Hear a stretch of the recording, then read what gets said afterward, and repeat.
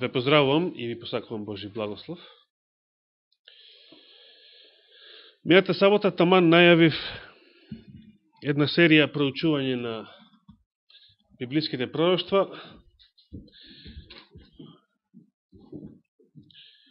Папата ме слушна, се исплаши и најави оставка.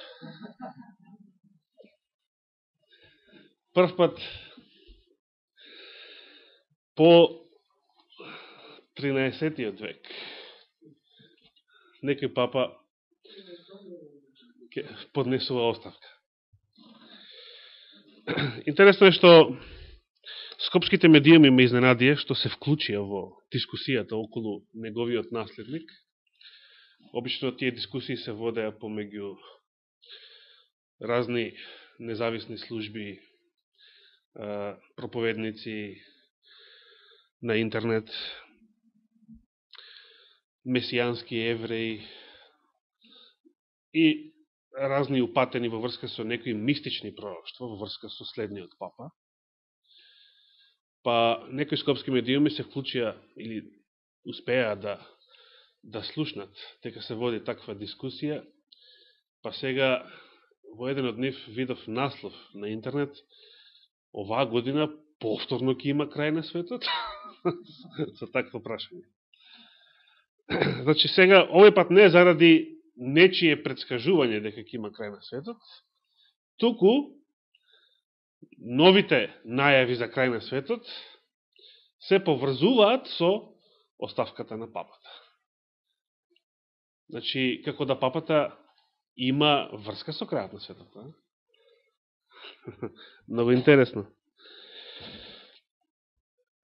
Би сакал да ви кажам дека сега се моментално на испит и голем број адвентистички проповедници, во главном од независните служби, бидејќи само тие денеска се занимаваат со пророќства, што се несува до организацијата, по примерот на Евроафриканската дивизија, која што завзеде еден ненормален став кон Валтер Фајт минативе месеци. Адвентичката организација би била срекна откровението никогаш да не било напишано. Денеска сите тие се зафатени со едно екуменско лудило, но постојат многу независни организации кои што влета во едно друго лудило, а тоа е ги толкува 7 цареви од Откровение 17 глава како да се тоа 7 поединечни папи и со големо убедување тврдеа дека после Бенедикт 16, наредниот папа нема да биде никој друг, толку лично Луцифер, кој што ќе го имитира Јован Павле II како демек воскреснат. Во смисол дека тој е 8-миот, еден од 7-те, што ќе дојде, според Откровение 17 глава. Сега се на испитите тие што така верува, бидејќи еве, овој папа наводно ќе си оди и сега што правиме? Што ако се избере друг папа што не личи на Јован Павле II, значи сите тие предскажувања, сите тие толкувања на откровението ќе паднат во вода. И се разбира ќе бидат и голем срам за нив лично. И јас се сеќавам и деноиве го покренавме и тоа прашање со некои другари од светот на Facebook на првиот пролетен собор во Хартланд институтот во април 2005 година, на кој што јас присуствував, мислам првиот. Еден проповедник си дозволи да каже, и тоа сите го запаметивме, значи јавно пред сите собрани души таму, во врска со изборот на Бенедикт 16 во тоа време, значи 2005 година, ако овој папа не е последниот, велеше, слободно наречете ме лажен пророк. После тоа, често пати, кога се среќававме со тој пастор, на следните собори во Хартланд, јас и еден мој другар за мајтап го нарекувавме потенцијалниот лажен пророк. Дори и во разговорите со него лично. Се разбира, тоа беше глупава изјава од негова страна, бидејќи ако сега овој папа си оди, значи тоа што и на вистина ќе биде лажен пророк, бидејќи така самиот се зарекол. Од оваа причина многу е потребно кога слушаме вакви информации. Денеска живееме во време штом скопските медиуми се научија, значи за ова, успеа да влезат во првата лига на информациите. До сега се занимаваа со глупостите, третолигашки, со Бранковци, Љупчевци и слични недостојни теми за муабет, за приватен муабет, а камоли за медиумски известувања. Но еве, кога сега се почесто и почесто ќе се зборува на вакви теми во врска со библиските пророштва, па дали сега наредно папа ќе биде последниот антихрист, па дали ова, па дали ѓаволот, па да... Значи, ќе бидеме бомбардирани, биете подготвени дека во следните неколку месеци, не смеам да кажам години, не знам дали ќе имаме и години, колку години до крајот, бидејќи работите можат многу бргу да преминат во последната фаза од историјата на овој свет. Ќе бидеме бомбардирани, ќе слушате почесто и почесто и од нашите медиуми, но и на интернет, и од сами проповедници, од разни познати мисионери. Ќе слушате све вакви информации во врска со библиските пророштва, во врска со антихристот, во врска со крајот на светот, еве повторно. И навистина не е случајно што се зборува за крајот на светот. Меѓутоа, све погрешни работи се зборуваат. И затоа е корисно ние да бидеме ориентирани, барем тоа ориентирани, во познавањето на библиските пророштва. Инаку, да не изумам сестра Перца, која го спомна докторот на науки, кој што помислил во даден момент дека науката е нешто толку големо, што Библијата му изгледала како приказна, или можеби митологија. Јас се сеќавам еден разговор со нашиот брат Данил. На времето, значи, кога беше Љупчо премиер, споменатиот наш доктор на науки толку се имаше изглупирано. И сега тука да видите, значи, како тој памет на суперинтелектуализам, всушност го исполнува библиското пророштво, правејќи се мудри, полудеа. Значи, јас сеќавам еден ваков коментар од докторот на науки, не сакам да го срамам и да го повторувам неговото име, беше толку воодушевен, значи, од науката, особено што прават американците, дори векше, абе тие животот, 300 години ќе направат да живее.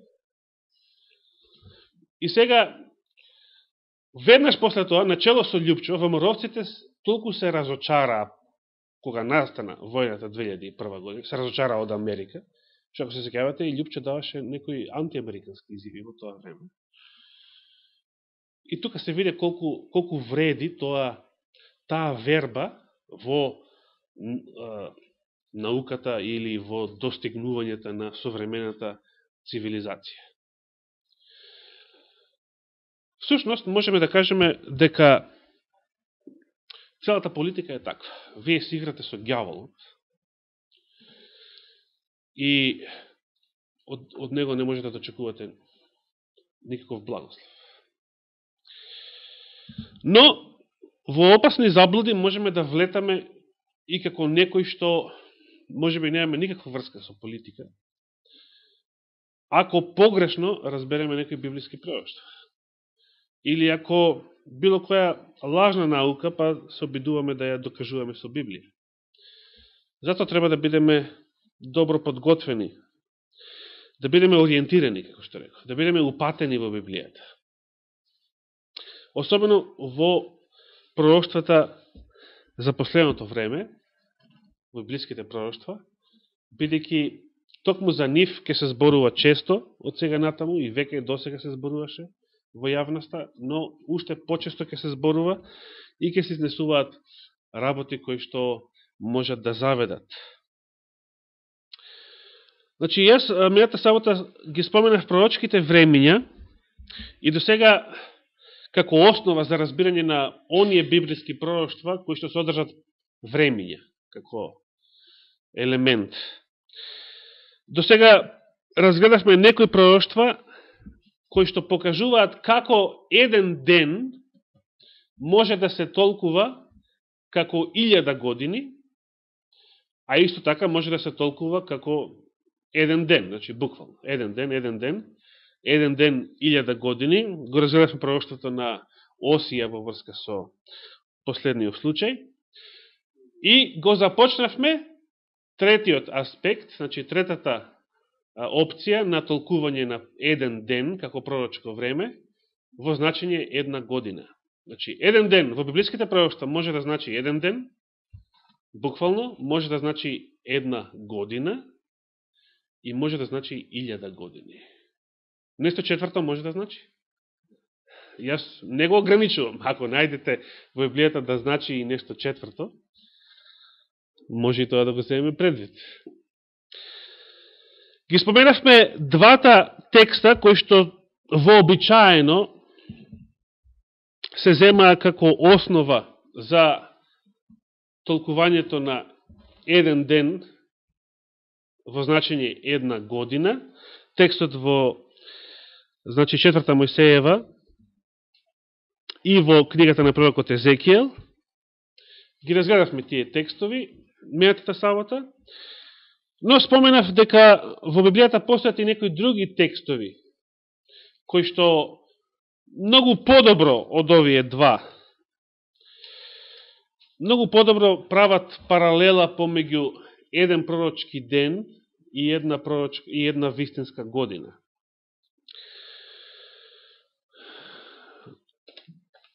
Би сега да погледнеме некои стихови во Библијата. На самиот почеток Излез 13.10. Значи, втора книга Мојсеева.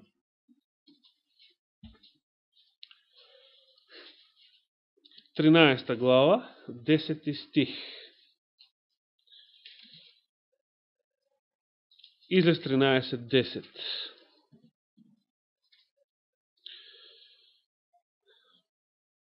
Тука се вели, во врска со заповедите и уредбите што Господ ги дава околу Паската, во 10 стих, зато овој закон запазувај го секоја година во определено време. Определено време. Значи, кој временски елемент тука се спомнува? Спомнува време. Определено време. Да појдеме сега 4 Мојсеева 9.22 или Броеви 9 глава 22 стих.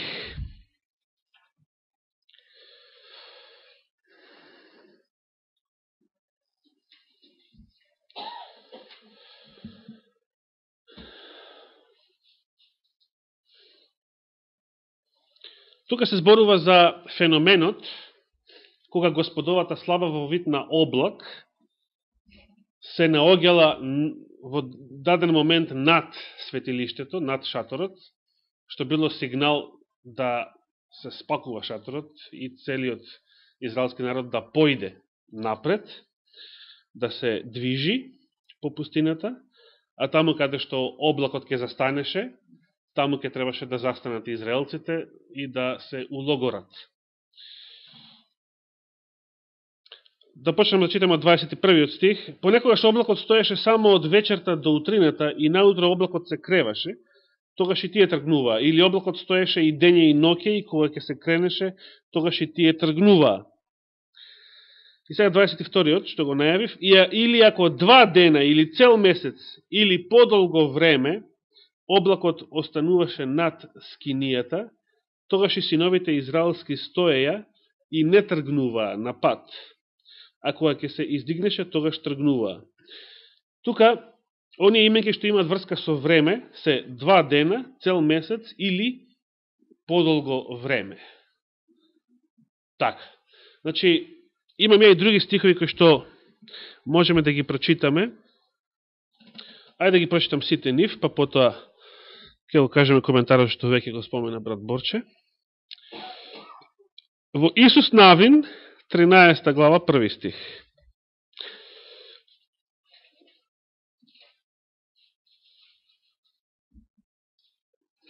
Исус Навин 13:1.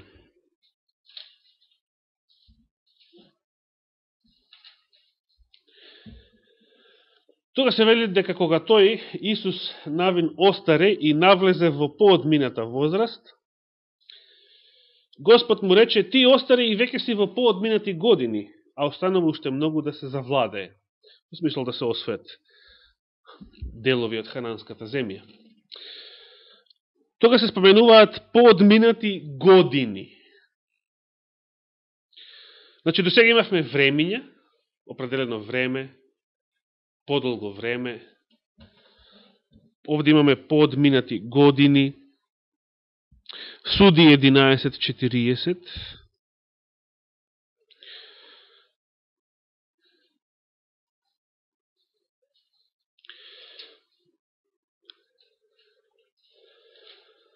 Суди 11 глава, 40 стих.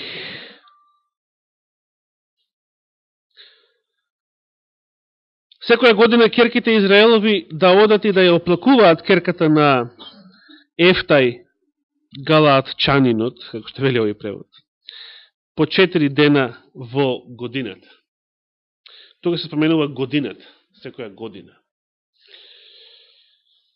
Имаме во истата книга, Суди, 21 глава, еден текст во 19 стих.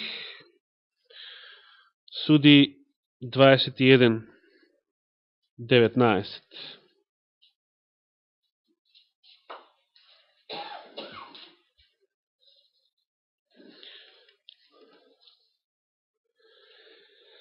И рекоа: ете, секоја година е празник Господов во Силом, на северот Ветол и на истокот патот, кој води од Ветил за Сихем и на југ од Левона.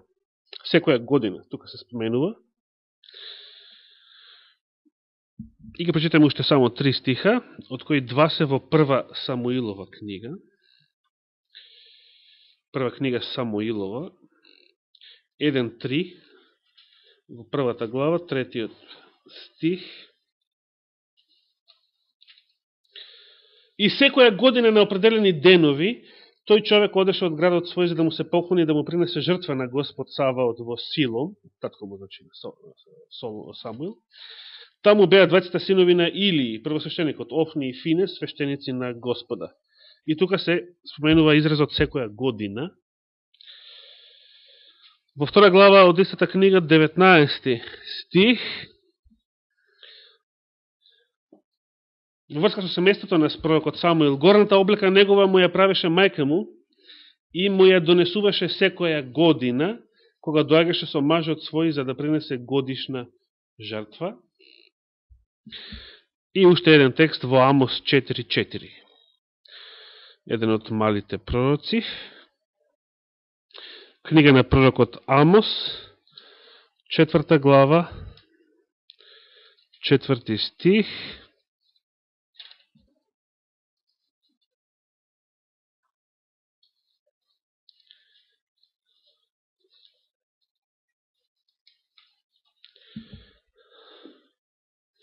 Одите во Ветил и грешете, во Гилгал и умножувајте ги престапите.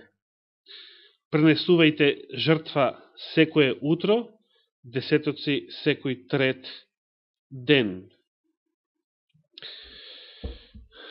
Не ни интересира контекстот на овие зборови, што тие значат и каква е ова заповед да оди и да се греши.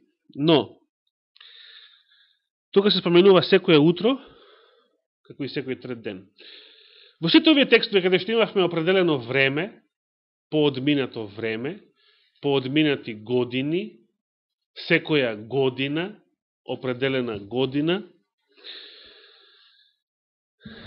а тука во последниот стих само за утро, во еврејскиот оригинал се користи само еден збор за ден. Значи, во еврејскиот оригинал се кажува ден, или ако во множина, значи јом, во множина јамим, денови. А сепак, забележувате дека на повеќе места тој израз, ден, не се преведува како ден, туку некаде се преведува како време, неопределено. некаде се преведува како година.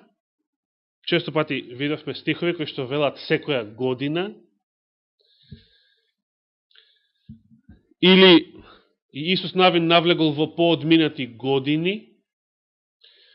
И сега, да го земеме, например, тој стих. Исус Навин, кога остарал, навлегол во поодминати години. И ние денеска би рекле така, за некој што достигнал некоја голема возраст. Поодминати години. Меѓутоа, дали ќе беше погрешно, ако таков човек опишете со зборовите навлегол во поодминати денови? Дали ќе беше погрешно? Не. Или, можеме да речеме, дали постои разлика помеѓу овие две реченици? Во годините на Втората светска војна, или во годините на царот Ирод, например, кога сакаме да го опишеме тоа време, или да речеме во деновите на Втората светска војна, во деновите на царот Ирод и така натаму. Не постои суштинска разлика. Затоа, од овие текстови, каде што само овде во последниот стих денот, што се споменува во оригиналот, беше преведен како ден, значи утро, конкретно, секој утро. Истиот тој збор за ден во повеќето стихови беше преведен или како година, или како време, а не како ден. Значи ден логично може да значи, не дека секогаш мора да значи, туку може да значи и една година. Тоа е многу логично. Меѓутоа, покрај овие, постои, според мене, најсилниот доказ во Библијата, а тој ретко се споменува, или скоро никогаш. Обично се споменуваат тие два стиха што ги читавме мејатата сабота. 4 Мојсеева и Езекијел. Дека еден ден значи една година. Меѓутоа, постои еден многу посилен доказ во врска со тоа. И тоа повторно не поврзува со седмицата.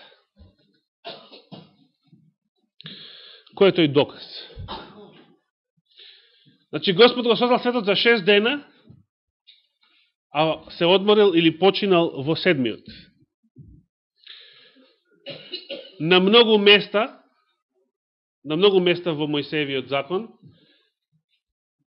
начело со 4-та заповед, Господ им заповеда на израелците 6 дена работи, а седмиот одмарај се, почивај. Но да прочитаме сега еден друг таков текст. Се сеќавате која глава ја најавив мејатата сабота да ја читате? Левит или 3 Мојсеева 25 глава. Да отвориме таму. Левит или 3 Мојсеева 25 глава.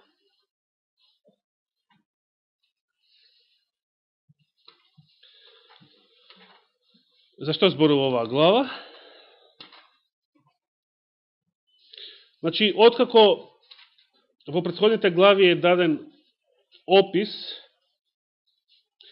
на многу празници и служби што требало да се вршат во светилиштето за време на тие празници, во 25 глава од 3 книга Мојсеева и му рече уште Господ на Мојсеј, значи читам од првиот стих, на планината Синај, велејки, јави им на синовите на Израел и кажи им, кога ќе дојдете во земјата што ви ја давам јас, земјата што ви ја давам, нека ја празнува саботата Господова.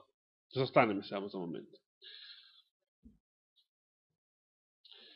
Што значи земјата да ја празнува саботата Господова? Значи, што значило кога Господ им вели на израелците, на народот, да ја празнуваат саботата Господова? Тоа значи 6 дена да работат, а седмиот да одмараат. Но што значи земјата да ја празнува саботата Господова? Дали земјата треба да работи 6 дена и да се одмара седмиот ден? Не. Туку третиот стих веднаш што кажува? 6 години засејуваја нивата своја и 6 години режи го лозието свое и прибирај ги плодовите нивни. А во 7-та година е сабота за земјата. Значи, народот треба да работи 6 дена, а 7-миот ден, буквално 7-миот ден, да се одмара, а земјата треба да се обработува 6 години, а секоја 7 да одмара. Значи, саботата за земјата е 7-та година. Секоја 7 година. Понатаму се вели, оно што само ќе израсне на нивата твоја не го жне и грозето од нережаните лози твои не собирај го, нека биде тоа година за починка на земјата. И за време на починката на земјата тоа нека биде храна за сите вас, за тебе и за твојот роб, за робинката твоја, за наемникот твој и за предојдениот населен кај тебе и така натаму. Потоа во продолжение се зборува за јубилејната година.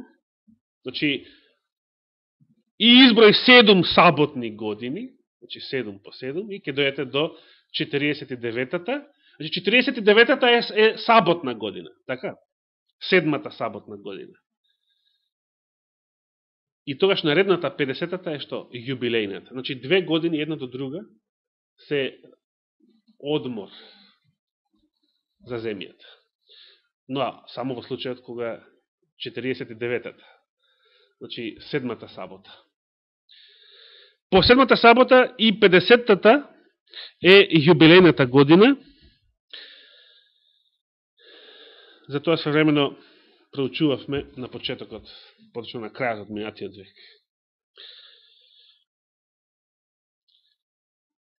Но нас не интересираат сега за сега само годишните саботи или саботните години, поточно. Всушност постои разлика помеѓу овие. Кога велиме годишни саботи, се мисли на годишните празници во Израел, кои што биле неработни денови. Например, 15-тиот ден од првиот месец, 21-тиот, или 15-тиот и 22-тиот од 7-тиот месец за сеници, или самиот 50-ти ден после празникот на првина, или 50-ницата, со други зборови. Значи, тоа биле неработни денови во Израел, како годишни. Празникот на трубите, исто така, и Јом Кипур, 10-тиот ден од 7-тиот месец, денот на помирувањето, бил неработен ден. Но, значи, годишни саботи, значи годишни празници во Израел кои што биле неработни. А саботни години, значи секоја 7 година, кога требало да одмора или да почива земјата. Сега, оваа Господова заповед, каде што се прави паралела помеѓу 7-миот ден и 7-та година, има голема врска со едно, јас би рекол, со најзначајното библиско пророќство, кога се работи за време, за пророчко време. А тоа е пророќството кое што точно го определило, го најавило времето на доаѓањето на Спасителот. Или 70 седмици во книгата на пророкот Данијел, 9 глава. На кој начин заповедта за саботните години има врска со библиските пророќства? Еве како ќе најдеме таа врска. Значи, ние читавме последен пат во Левит 25 глава. Ајде отвориме сега во следната глава, 26-та. Значи, 3 Мојсеева, 26 глава.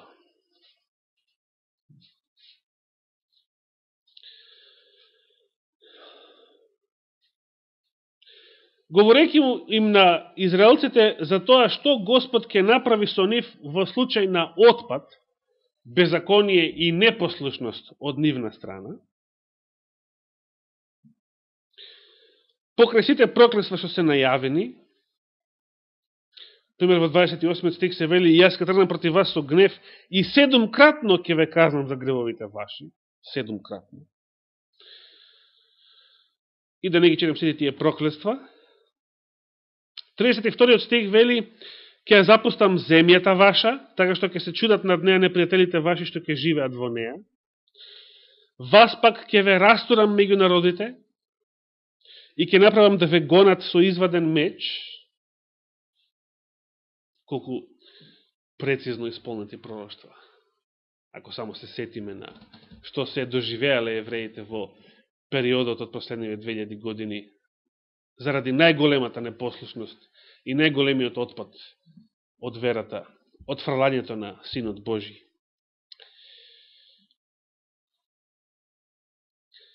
А земјата ваша ќе биде пуста и градовите ваши разрушени. Замислите, уште во Мојсеевиот закон го имате коренот на сите овие пророќства за кои што подоцна другите пророци изборуваат подетално.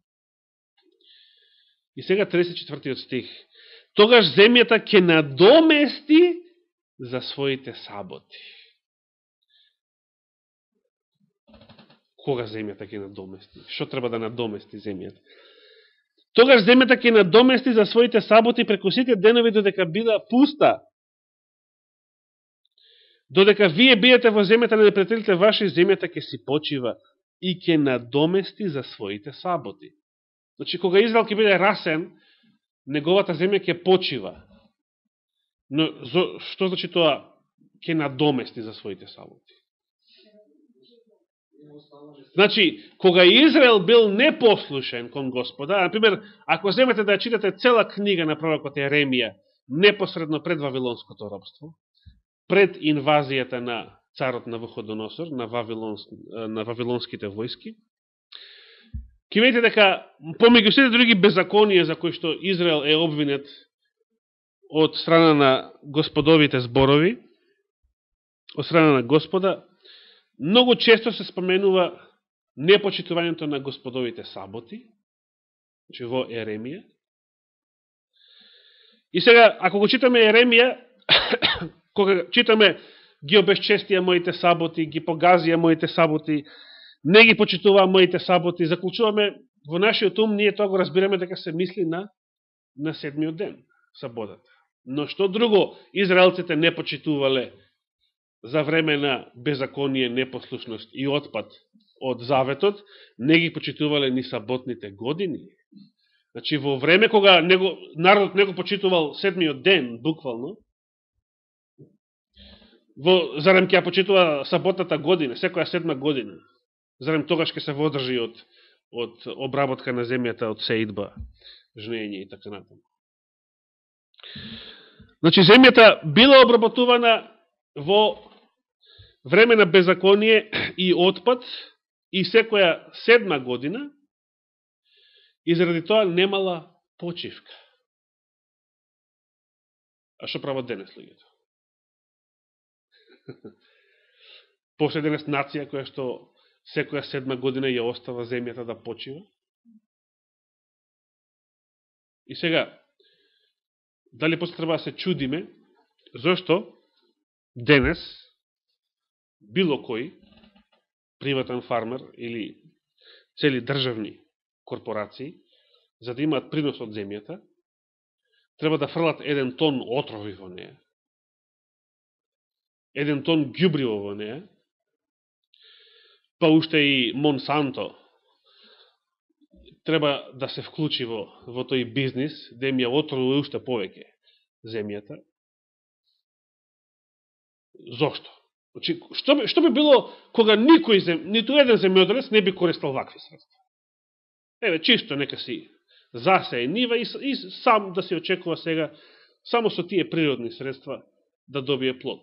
Што би било? Зошто луѓето користат вакви средства? Зато што нема принос. Нема да има жетва. Нема да има производи, ако не ги користат. А зошто? Зошто земјата е толку проклета, што само по себе веќе не би давала без овие измислени хемиски средства? Зато што никој не ја почитува Господовата заповед, земјата да се одмара секоја седма година.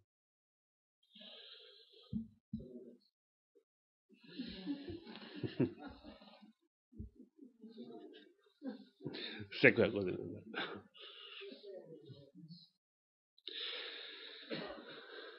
Таа ќе почива за сето време додека биде пуста, што не почиваше за сите саботи ваши кога живеевте во неја. 35 стих. И сега каква врска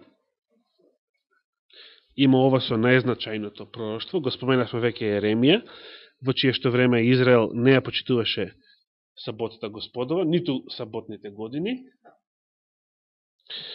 Еремија 25 глава и тука ќе застанеме за денеска. Книга на пророкот Еремија, 25 глава. И сега не знам кога, значи не знам ние како ќе изгледа следната сабота, но кога ќе продолжам на оваа тема, ќе зборуваме конкретно за 70 седмици, значи ќе се запознаеме со најважното библиско пророќство, кое што содржи пророчки времиња, пророќството за доаѓањето на Месија, во Данијел 9 глава. Но сега само ќе го прочитаме Еремија 25 глава.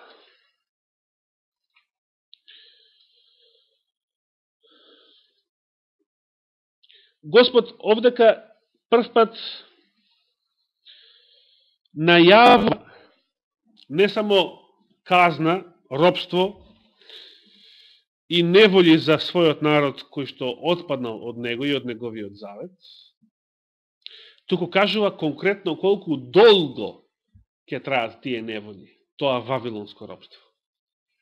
Уште години пред да се случи, пред да дојде Навуходоносор, Господ ја најавил должината на вавилонското робство. 25 глава ќе почнеме да читаме од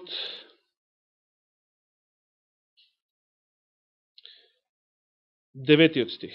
Еве јас ќе пратам и ќе ги земам сите северни племиња, вели Господ, и ќе испратам до вавилонскиот цар Навуходоносор мојот слуга и ќе ги доведам против оваа земја и против жителите нејзини и против сите соседни народи и наполно ќе ги истребам и ќе ги направам за ужас, за подсмев и за вечна пустош. Колку страшни зборови. Што би било ако до тука заврши пророштото? Вечна пустош. Значи, крај, тотален песимизам.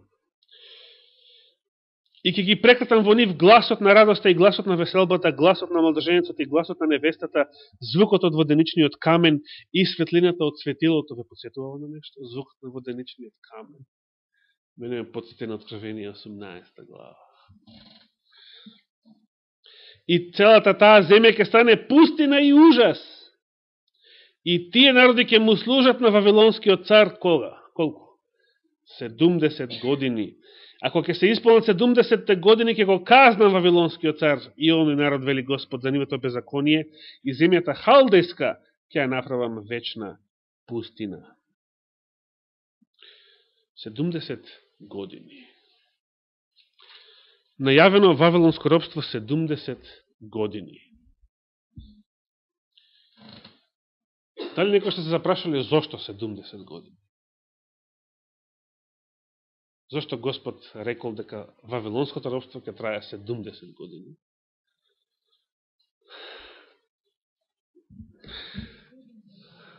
Има врска со 7, така. До сега зборавме за 7 дена, 7 години, 7-та година. Сега 7 по 10, 70 години. Одговорот се наоѓа во книгата на пророкот Данијел 9 глава. Ке видите дека пророкот Данијел, пред да го добие видението и објаснувањето и пророштвото за 70 седмици, тој прво размислува за ова пророштво од Еремија. Размислува за 70 години. Зошто размислува? Бидејќи Данијел веќе се наоѓа во многу длабока старост или во поодминати години, кога 70 години најавени во Еремија треба да истечат. И сега тој се прашува: Господе, дали ќе се исполнат твоите зборови? Еве 70 години изминуваат, но од исполнувањето на твоите зборови, од враќањето во Израел, од изградбата на новиот храм, како да нема ништо. Како да не ќе биде ништо. Слично на оние што веруваат дека после Бенедикт доаѓа воскреснатиот Јован Павле II, односно Луцифер, тие сега се наоѓаат во таква ситуација. Еве, овој папа си оди, и сега што? Дали ќе се исполни тоа што тие толку тврдоглаво го веруваа? Но над пророкот Даниел сега му изгледа неверојатно исполнувањето на Господовото пророќство. 70 години истекуваат, а од враќањето во Израел, од обновата на Израел, од обновата на Ерусалим, неговите дзидови, куќи, улици, храмот, ништо. И тоа е една многу очајна ситуација. Пророкот се нашол во една очајна ситуација. Прв пат се нашол во една очајна ситуација 12 години пред тоа, кога е имал визијата од 8 глава.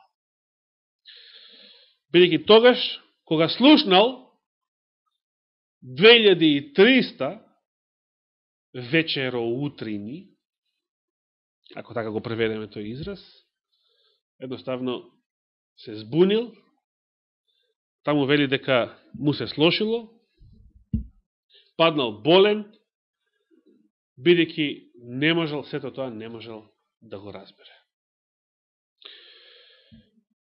Тога ќе застанам, а ако Господ даде живот и здравие, тогаш кога ќе продолжиме, ќе зборуваме за Даниел 9 глава и каква врска имаат 70 години Вавилонско робство со 70 седмици за Даниловиот народ, односно за израелскиот народ. Нека му е фала и слава на Господа.